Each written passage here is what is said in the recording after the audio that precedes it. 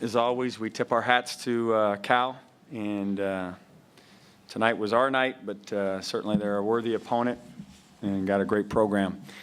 Very proud of my team.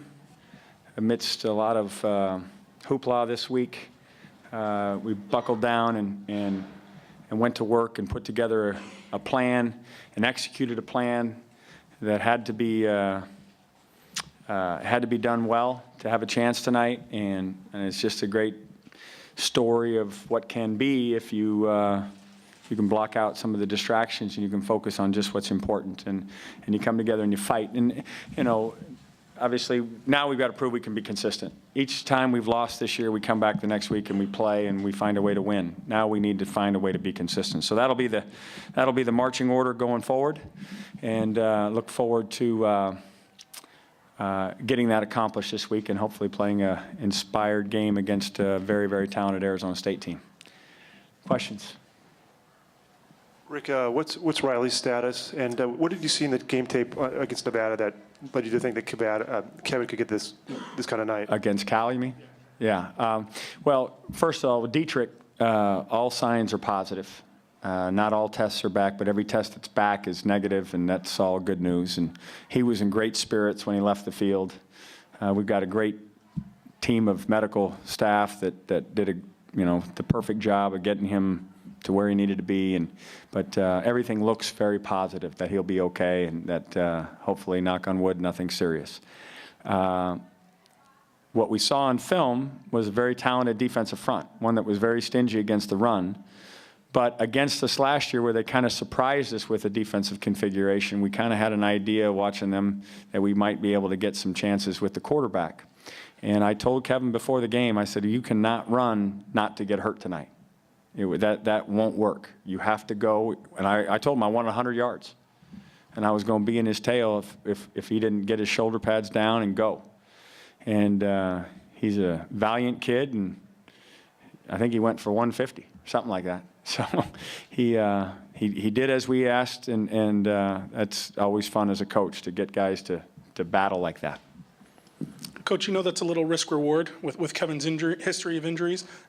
Was this a risk you kind of felt like you needed to take? There were. I mean, we didn't have a lot of options. We were down to very few wide receivers. It was how to play the game, and fortunately, it worked. And you give credit to all the kids up front. Wade Yandel, that was a magnificent effort by him. He could have come. We could have exchanged him in the second half. We didn't. He was playing great, and so lots of rewarding things for the coach-player relationship to see guys respond like they did. Defensively, it was a terrific job. Getting guys off on third down after being just the opposite the week before. So those are things that you're proud of. Now we got to let it go. It's a win. It's great. We're 3-2 in the conference. But now we have to go play a great game against a very, very talented Arizona State team. Rick, you mentioned Riley's doing okay. What were they looking at with him? It was a neck. It was a neck injury. And I think, obviously, I don't want to say more than I should, but I think it was a stinger where he felt like he couldn't feel something, and then everything came back, at least hearing him talk out there. And but precaution is the order of the day, and they took great care of him. But everything that I was told prior to going into the locker room was that all the tests are negative, and he's looking like he's checking out okay. I know you told Kevin you wanted 100 rushing yards from him. Did you tell Tevin you wanted 3 interceptions? No, I didn't mention 3. I should have. I should have said 3. He's a great young player. He comes from a football family. He's got instincts galore, and usually when you get a guy with instincts galore, you got to coach instincts out of him because he's so used to making plays for others at the level which he came from, that you have to make sure he's there to make the plays that the defense needs him to make. But now that he's getting his feet wet and he's starting to understand exactly where he's supposed to be, and his instincts are going to kick back in, and we were certainly the benefactor of those taking place. He was right where he needed to be tonight. Rick, did it feel like the defensive front was pretty effective part of the game for you tonight? Like, really kind of took the You know, lead? other than them getting the corner on us in some running situations, I thought we played really well up front. I'll have to look and see how they got the edge and why we lost contain, but I thought, you know, we made some moves with Dayton inside for some snaps and added AO to the pass rush, and you know, we're not going to sit and act like what we've done is good enough. We got to keep churning the sand, churning the soil, and trying to know another way to get something to grow. And tonight's formula worked, and we'll keep looking for other ways to try and develop some measure of consistency on both sides of the ball. Rick, given what happened last week, was this emotional in any way for you?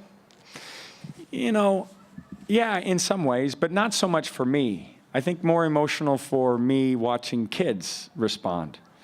And I use kids, and often I'm told they're not kids, they're young men, and so I apologize if anybody takes offense. But watching a guy like Kevin Prince respond like he did, you know, I'm his coach.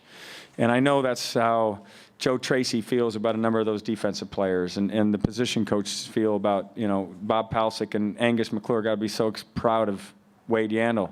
And that Jerry Rice for Mike Johnson, you know, to step up and make plays.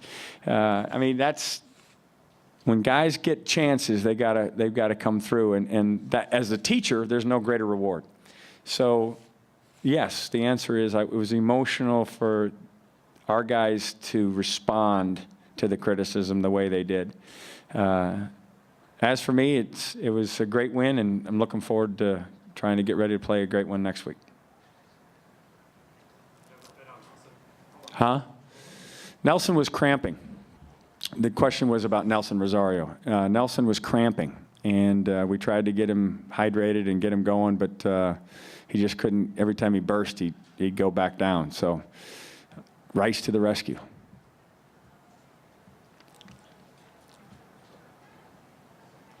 If nothing else, then I'm going to go back with my team. Thanks very much.